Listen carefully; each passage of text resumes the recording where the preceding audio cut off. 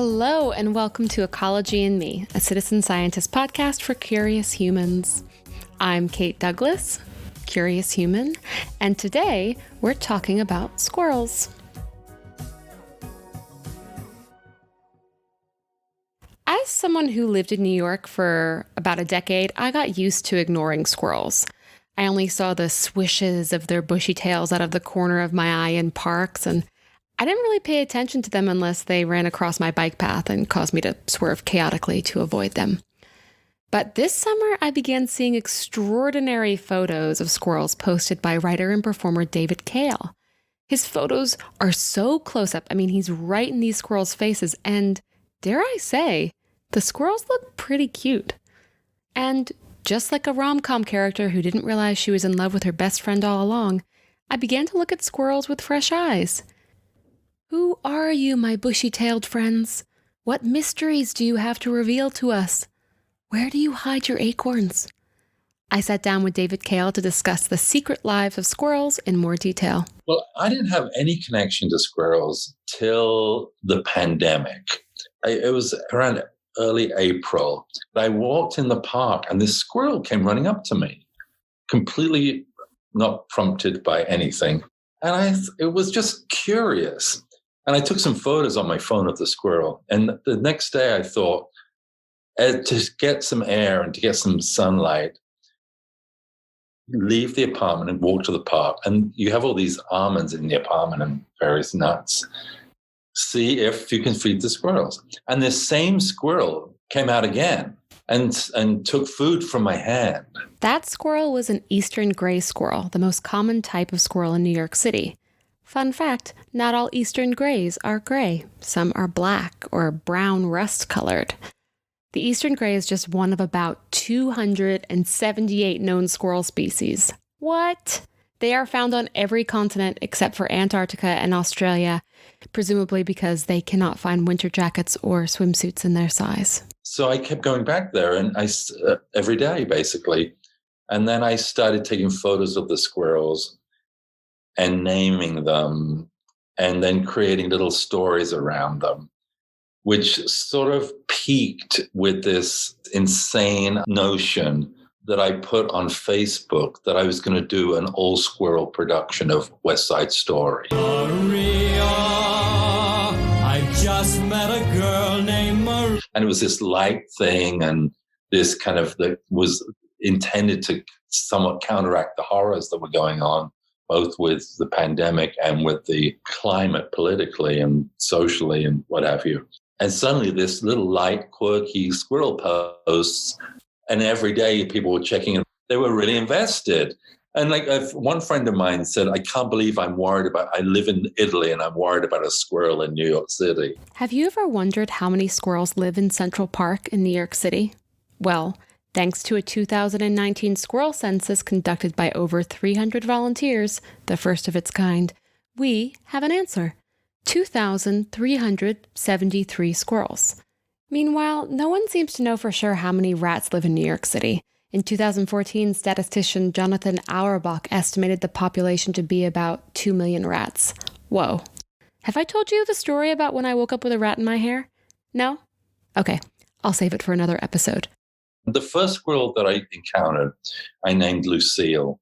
And Lucille got incredibly tame and would come. If I called Lucille, I knew where she lived.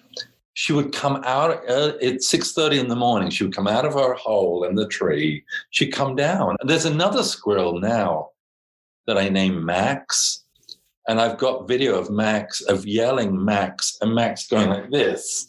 It's hilarious. So it just became more and more of a thing on social media. And also then I started feeling a real responsibility towards them. David has been able to do some pretty incredible on-the-ground observation about squirrels' habits and daily lives. Already an avid bird watcher, David pays particular attention to the relationship between squirrels and birds of prey. The squirrels are weird with birds of prey because it's almost like they're taunting them. They'll go up on branches really near a hawk And somebody told me that the thing about it is that they know that the hawk can't get them. The hawk can get them if they're on the ground and the hawk is in the air. But when they're actually on branches, the hawk just can't do it. But it's not just hawks that squirrels have to worry about. They're a little bit afraid of pigeons, only when they're feeding. Pigeons are much more aggressive than squirrels, and they're also faster.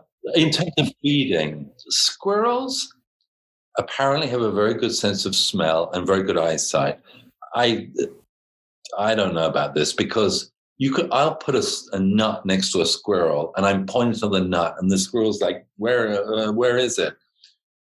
Whereas the pigeons see it immediately. So the pigeons are quicker to pick up where the nut is. Okay, let's settle this once and for all. In this corner, squirrels. According to a 2006 paper from Neurosci, squirrels have good daylight eyesight. Their visual brain areas are larger and more developed than other rodents. Squirrels can also see color. They can distinguish between yellows and blues, but not red and greens.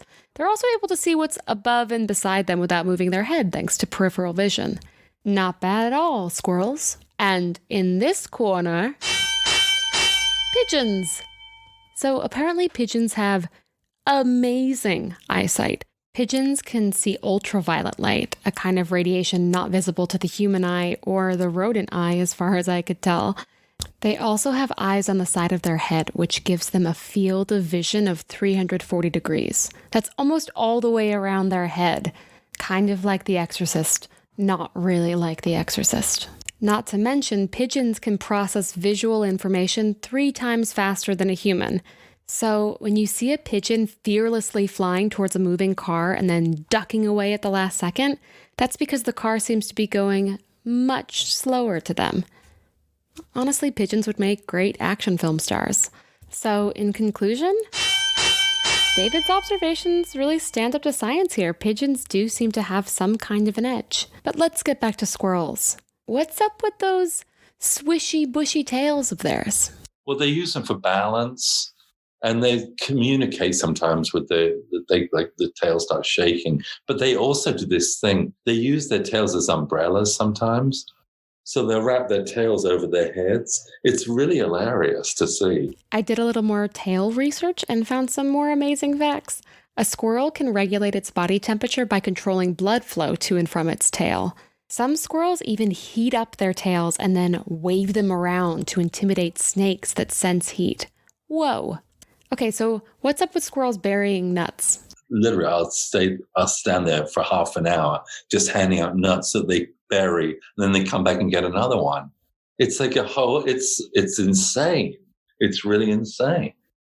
And they bury nuts so other squirrels won't see the nuts. So I didn't believe this when David told me, but apparently it's true. Squirrels actively work to deceive thieves when they know they're being watched.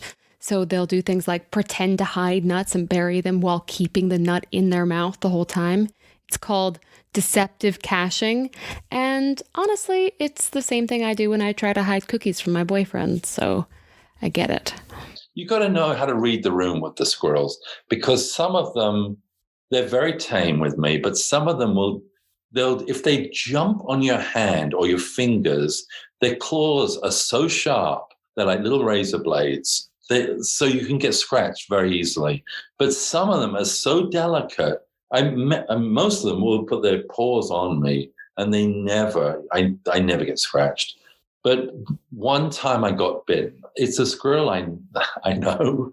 It's kind of a rambunctious squirrel that I named Dennis. And it was completely to get my attention. Well, I was crouching on the ground with about a dozen squirrels, and I was looking to my left, and then suddenly the squirrel bit my right hand. And I looked over, and the squirrel was just sitting there like, what about me? Because I wasn't feeding this squirrel. I mean, I'm the same way. I also bite people to get attention. This is hitting very close to home. There's also a kind of, because I see a lot of them are young ones, but only 20% of squirrels get beyond 1 year. That was a fact that I found out. And in fact, one survey I just read said that they felt it was more accurate to say it was 15%. Now, I haven't found any recent studies on this, but it looks like David is right here. Mortality among gray squirrels is very high the first year due to starvation, predators, fungal diseases, and humans. There's a woman in the park who's very knowledgeable, and she feeds them coconut because coconut clears fungal infections in squirrels. Oh, goodness. I love this human squirrel community. The squirrel community is very varied. There's one kid, I kind of love him. He's a real oddball, says the oddball. No, but he'll come and he just throws peanuts in their shells. He scatters them and then he walks away. And there's this one guy, he looks so macho. I don't see him often, but he talks to them in a very high voice. He kind of shrieks at them like, good job, when they take a nut. He talks to them like they're little children. But then there's no loyalty with the squirrels, because then you'll see like Lucille running off. Lucille really likes whole walnuts in their shells. And I don't usually bring those in. But if Lucille sees one of those, you've lost her. Speaking to David, I was reminded how important it is to slow down and observe. You can develop real skills. David is now able to identify squirrel individuals despite their changing colors. Oh yes, squirrels can change colors when they shed their hair or molt twice a year. I've been much more attuned to nature as well in the last year. So I think I am noticing more. And I think which is probably good for riding. It has to be. You can educate your eyes in a way. You do get sharper the more you look at, the more you start seeing more. Thank you for listening in. I'm Kate Douglas. Keep asking questions. This episode was recorded, mixed, and produced by me. Theme song is by the amazing Dean Marsh. Follow us on social at Ecology and Me. And be sure to check us out on patreon.com for bonus content and more.